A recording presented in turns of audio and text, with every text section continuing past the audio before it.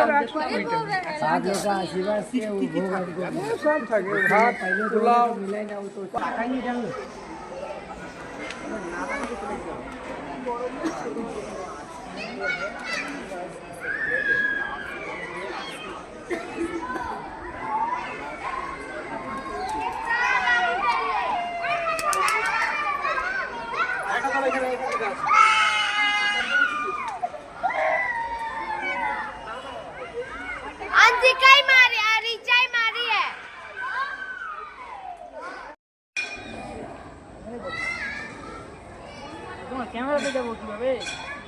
হ্যাঁ এরকম তুমি এখানে বসে কিরম ভাবে ছবিটা তুললে